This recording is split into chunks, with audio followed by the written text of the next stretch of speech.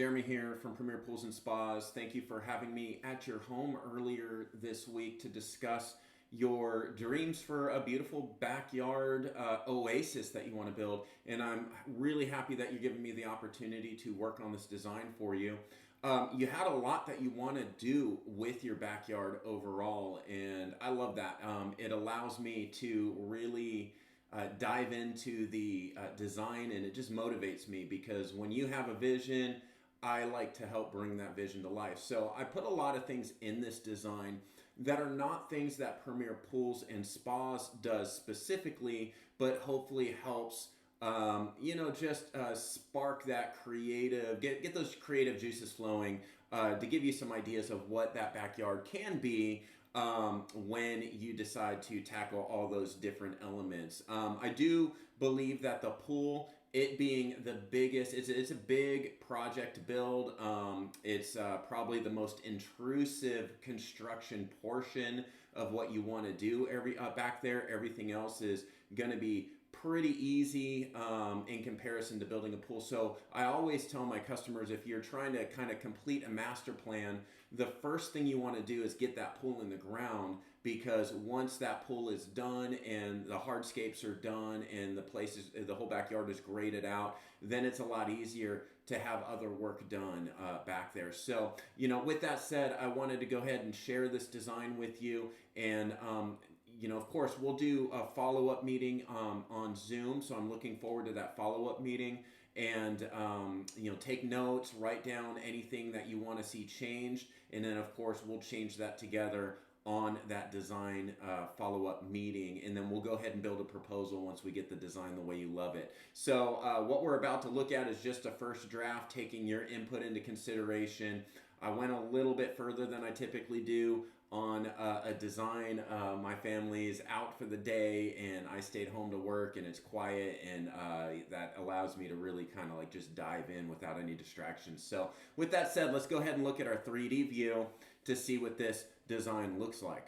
All right, so what I've done is I've done a lot with landscaping and lighting and decking shapes and just all kinds of peripheral stuff, furniture, the grill area, the outdoor kitchen area with an overhang, and then I even went ahead and drew in a little garden for you and a shed. I think you said I put this template shed in here, and I believe you said you wanted to do like a 14 by 16 foot shed, which is a lot bigger than this. So I'll draw that in, and I'll get you, before I take the pictures to send you, I'll actually draw in a bigger shed and put it in the back of the property here. But this will give you a good idea of what this space can be. So what we have here is a freeform pool. It's kind of a whimsical design. It's the envelope is approximately 14 by 28, which I said is where we would start. So you see this this envelope, this rectangular space around the pool is it's shown 27 by just over 14, so almost 14 by 28. So pretty close to those dimensions. But it'll give you some context. It'll give you an idea of what that size pool is going to look like in your backyard. Of course, a freeform pool can look like anything you want it to. I can change the curvature. I can do whatever you want with it. This is just a starting point so that you can see, what fits back there, what it would look like with a pool that size, et cetera, et cetera. Now, I've also connected decking to your existing patio. And what I've done is I've essentially raised the elevation of the pool and the pool deck to match the elevation of your patio, which is about 6 inches above the ground, right? So this you've seen your patio; it sits about 6 inches high. So what I've done is I've matched that, and then what we would do is keep all the dirt that is pulled out of the ground, and then we would keep that on site until we're ready to backfill. And once the backfill is done and then the decking is done, we'll take that extra dirt and actually grade up to the edge of the dirt, because what I don't want is you to have a 6-inch step off of the decking, just for safety reasons and also aesthetics. I don't want you to have to see that wall, so to speak. So I went ahead and raised the elevation around the pool to match that elevation. I also, when customers are really interested in doing a lot of different things in the backyard, I tend to use that time to play with some new concepts that I've picked up. One of those is just kind of bordering the decking with, this is just like black stone, for example. So I put 6 inches of a black stone in there just to border the decking. I've seen some really cool examples of that and some photos. I do like to do a lot of research and get good ideas. I did do the planters out here I did more of a tropical theme, so the plants that you see in here are all tropical in nature, but you might want to do more of a traditional theme, and that's perfectly fine. I'll be happy to do whatever type of theme you would like to do. Oops, I just bumped off there. Sorry about that. So, but, like I said, I am happy to put any landscaping in there that you'd like. I do have a lot of customers come back to me when the pool is done and ask me to go ahead and just draw in some more stuff for them. That's a service that I provide for all of my customers as kind of like as a thank you for choosing us and letting us build your pool. So once this pool is done or getting close to completion, I can always come back and we can talk about any landscaping that you might want to do, and then you can take that landscaping design to any landscaper, and then they can go ahead and accomplish that for you. What I've done here is I built some planters on the outside of these columns. I felt that was a really good way to go ahead and incorporate some landscaping in the pool area. It also kind of takes away some of the cost of the decking. Obviously, you're not paying for the decking in there because we're not putting decking in that planter area.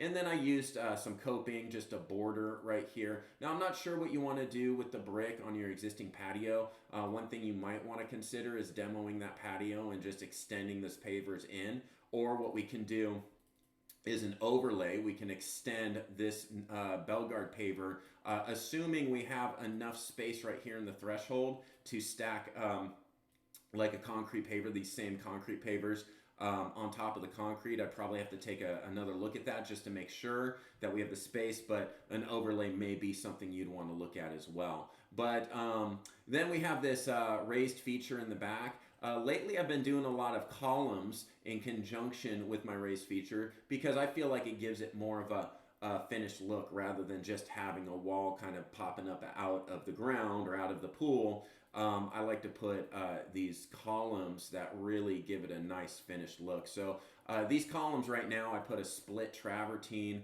finish on it, more of a rough finish on the columns, and then a smooth travertine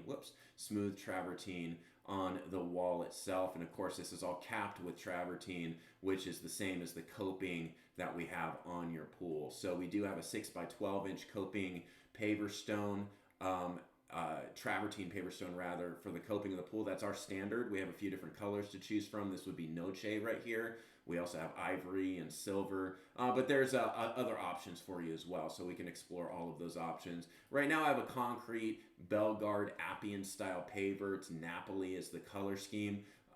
Very popular, and I just kind of defaulted to that for now, but just keep in mind there's other options. These Belgard pavers run about $16 a square foot. When you get into stone pavers, you're looking at travertine, shellstone, coral stone, marble, things like that. You're looking at $22 to about $24 a square foot.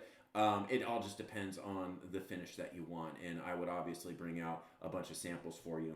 Now, what I also did is, now we don't do this lighting, but I like to put lighting in to the design because I want you to see what it would look like with lighting, of course. And so what I'm going to do is turn off the sun, and I'm going to make it nighttime. Hold on, let me just tweak some of the lighting, get it where it should be. And I'm going to go ahead and make it nighttime so you can see what this will look like, the pool and the decking and all of the other stuff with good lighting. So 1 second, let me just adjust this really quick just to get a little more precise. I think those look good. All right. Let's turn off the sun. Okay, so here you go. So I put a little up lighting. Once again, we don't do the lighting, but if you wanted to, we can run low voltage chase lines out to where you would want lighting, so you can have a landscaper come out and just go ahead and hook up the lighting wherever you need it. So that's something that we will do on occasion if needed. But what I've done is I put some up lighting at the palm trees so you can kind of see what that looks like. You can also, there we go. You can also see that the two LED lights that are inside the pool are going to shine away from the house and on that wall right there. And that is going to give you, that's going to make that sheer descent waterfall right there glow, basically. It's going to look beautiful. And then I put some landscape lighting just around the perimeter of the pool. These are pretty cheap and easy to install. They even have solar ones where you don't have to even hook up to power. I would definitely pay a little bit more for the higher quality lights just because I bought cheap stuff for my yard in the past and it just didn't do it justice. They didn't light up the way I wanted them to. So when it comes to the lighting, I would definitely say, shop around, get the better stuff. You'll be a lot happier with it. I did put some lighting over here on this overhang as well over the outdoor kitchen. But so you can see what that would look like with lighting. I have a fire pit over here that I put in. Now we can build fire pits, but having a custom built fire pit is rather expensive. You can pay probably a third of the cost and get a prefabricated fire pit that's hooked up, has its own propane tank hidden underneath.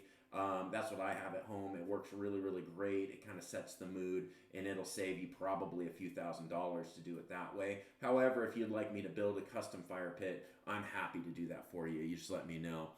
So let's go ahead and make it once again. You see, this would be like at dusk. So you see that the sun is starting to drop a little bit.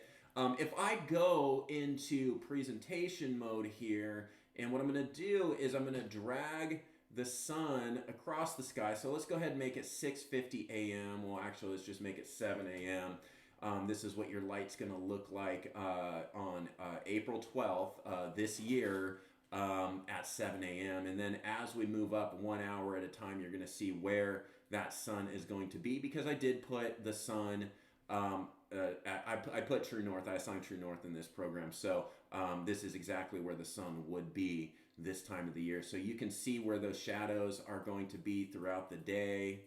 And then if you want to make it like, let's say we'll do 4th of July. Let's see where our shadows are going to be on 4th of July. So this is morning, afternoon, and night, of course. So hopefully this gives you a really good idea of what you can do with the space. I got creative with the decking. You said you wanted a seating space over here. You said you wanted an outdoor kitchen area over here. And because this is the kitchen area, I went and put a small table dining set over here, because you'll probably want to be eating on this side. So you have your seating area over here on the right. You have your dining area on the left. Plenty of decking to walk around the pool. I have 4 feet of decking from the water line out to the edge of the decking. That's going to give you enough space to have 2 people walk by each other if they need to. So, all in all, I'd love to hear your thoughts. Of course, we have our Zoom meeting, our follow-up meeting coming up. But if you have anything you want me to change before that meeting so we could just be more efficient when we meet up, then just let me know. I'm happy to do anything that I can do, assuming I have the time to kind of augment the design, which I should. But just let me know. Otherwise, what we'll do is we'll make any changes you'd like to see to this design during our meeting, and then I'll price it out with you, so you'll see the proposal come together. Just to let you know, also, I put this staircase over here next to the seating area. You have your 3.5 foot shallow end over here on the shallow end. You have a 6 foot deep end in the deep end, and I wanted to make sure that you had one length of the pool, like the full length of the pool, to actually swim if you wanted to. So I didn't put the stairs in the way of what I would call like a dedicated swim space. I want to pull those off to the side. Now, if you want to have the steps that are a little bit not as tall, I could do that, of course. We can add a step and make each step shorter. Right now, these steps are, let's see, these steps are going to be, I think, just under 10 inches. Yeah, just under 10 inches tall. You can go up to 12 inches in the pool steps. I don't do 12 inches. I think that's still a little too steep. 10 inches is okay, but if I added another step here, we could do something that would be almost 8 inches, but another step would start getting in the way of the swim lane. So I'll let you instruct me. It's not going to change the price whether you want 3 steps or 4 steps, so you just let me know what your preference is. All right, with that said, I really appreciate your time. When you're talking about building a pool, it's one of the most expensive things you're ever going to buy. So I always try to encourage my customers to take the time that they need to make that decision, take my design, take it to other builders, have them quote the exact same pool, the exact same size, same shape, so that you can do an apples to apples comparison. And That's very, very important. Otherwise, it's very hard to compare proposals and understand the value of those proposals. My proposal is probably going to be more expensive than the other proposals you get, but if you give me the time, I'll be able to explain why, and you'll feel super comfortable understanding that a little bit more money up front is going to save you tens of thousands of dollars down the road, when you're talking about the actual cost of ownership. So you have the cost of building versus the cost of ownership. You do get what you pay for. The cost of building our pool is going to be a little bit more expensive, but because we prioritize the cost and the ease of maintenance and owning that pool after it's built, so you'll spend about a third of the cost on our pool for ownership than you would with other people's pools or other builders' pools. So that's a big important thing to keep in mind. But I'll tell you the why behind that when we do our Zoom call, and I'll share all those details to show you how we achieve that. All right. Well, I hope you enjoy the rest of your weekend, and I look forward to speaking with you in a few days. Talk to you soon. Thanks.